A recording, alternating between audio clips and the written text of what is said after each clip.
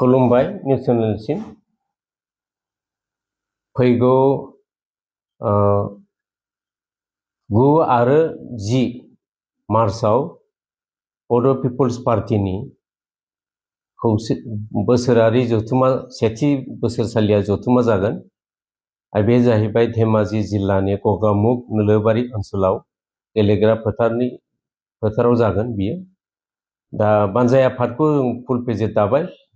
बानजाय आफादा दासिम बे कनफारेन्सखौ जाफुंसार होनो थाखाय साखाफारा जानानै थाम टीम लानानै खामानिखौ मावगासिनो दङ।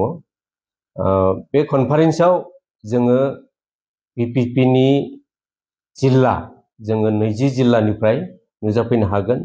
20 जिल्लानिफ्राय जोङो मोनसे जिल्लायाव आरो मोनसे विंसआव पेरेन्ट बडि, वमेन बडि आरो इयुथ बडिनिफ्राय जोङो 100 लानानै जोङो बे कनफारेन्सखौ खुंगोन आरो गासै जोङो खमावबो 2,000 थान्दैखौ लानानै खुंगोन आरो अपेन सेसन जागोन 10 मार्चआव।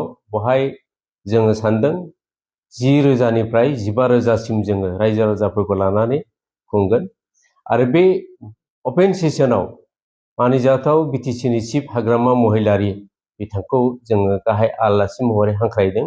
बिथाङा फैनायनि थाखाय खोथा होदों आरो आसाम सरकारनि केबिनेट मिनिस्टार चरण बर' बिथाङा फैगोन आरो आसाम सरकारनिनो गुबुन गुबुन बिफानाव थानाय प्रनज पेगु डांगरिया बिथांखौबो जोङो हांख्रायगोन आरो गुबुन गुबुन इन्टेलेक्चुयेल महलनि जायफोर दैदेनगिरि बिथांमोनखौ जोङो हांख्रायगोन बे मेलाव जाफुंसार होनो आरो बाहागो लानो थाखाय। बेजों लोगोसे जा बे बोसोरसालिया जथुमा, बे बोसोरसालियानि जथुमानि थांखियानो जाहैबाय जों बिटिसिनि बायजोआव बर'फोरनि गेजेराव मोनसे राजखान्थि दोलो जोङो दादों।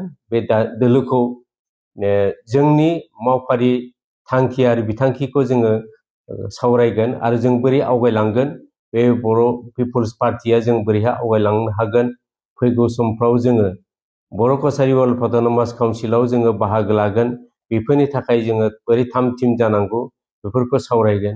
बेजों लोगोसे जोंनि जायफोर जेंना जेथो बर' कसारि वर्ल्ड अट'नमास काउन्सिलाव थानाय माखासे जेंना जेथोखौ जों बोरै सुफुंनो हायो, सरकारनो आसाम सरकारनो आरो सेन्ट्रेल सरकारनो बोरैहाय जोङो आसि थिन्थानानै बुंनानै सुफुंनो हायो, बेफोरखौ जों सावरायगोन। दा गोबां जोंहा जेंना दं। बर' कसारि वर्ल्ड अट'नमास काउन्सिल थांनाय 2021 मायथाइनि 17 फेब्रुवारियाव दानाय जादोंमोन। दिनैसिम बोसोरबा बारलांबाय। बर' कसारि वर्ल्ड अट'नमास काउन्सिलाव नियम बादियै दा गामि सोसननायनि थाखाय, समष्टि दानायनि थाखाय, भटार लिस्ट थि खालामनायनि थाखाय बेखौ बिबानाव दंमोन बर' कसारि वर्ल्ड अट'नमास काउन्सिलनि दैदेनगिरि बिथांमोना। दिनैसिम जों नुनो मोनबाय बोसोरबा बारलांबाय, बोसोरबा बारसेयावबो बिथांमोना जेबो खामानि मावनायखौ जों नुवाखिसै। बेनिखायनो जोङो बिटिसिनि बायजोआव बे राजखान्थि दोलोआ जोङो साखाफारा जागोन बोरै आवगायलांनांगौ आरो सरकारजों सावरायनानै जोङो बर' कसारि वर्ल्ड अट'नमास काउन्सिलखौ थाबैनो काउन्सिलाव बिसायख'थि खुंनांगौ आरो बिसायख'थि खुंनानै जाहाथे गोख्रों आरो मोनसे मोजां सरकार दानो हायो, बिनि थाखाय जोङो सावरायगोन। बेजों लोगोसे जोङो गोबां जेंना जेथो दङ बर'नि हारिनि गेजेराव, जोंनि बर'नि राव हारिमु थुनलाइ जौगानाय आरो राजखान्थि बिथिङाव जोङो बर'फ्रा सांग्रांथि नङा। बे बर'फोरनि गेजेराव जोङो बर' माहारिनि गेजेराव बर'नि राजखान्थिखौ जोङो बोरैहाय आवगायलांनो, बोरैहाय सांग्रांथि खालामनो, साफ्रोमबो दैदेनगिरिफोरखौ जों बोरैहाय लांनो, मावथिफोरखौ बोरैहाय लांनो, बिनि थाखाय जोङो सावरायनाय जागोन आरो जों सानदों बे मोनसे मेहेरगोनां मेल जागोन आरो बे मेहेरगोनां बे कनफारेन्सनि गेजेरजोंनो जोङो आवगायलांनो हागोन, बेखौ जोङो सानदों। दिनैसिम जोङो बिटिसिनि बायजोनि जा बर' पिपल्स पार्टी, बे पार्टीखौ जोङो थांनाय सेप्तेम्बरनि 4 सेप्तेम्बराव दानाय जादोंमोन 2025 मायथाइनि। फैयै फैयै जोङो दानसेयावनो, मास मोनसेयावनो जोङो 20 जिल्लाखौ जोङो दाफुंजोबनो हादों।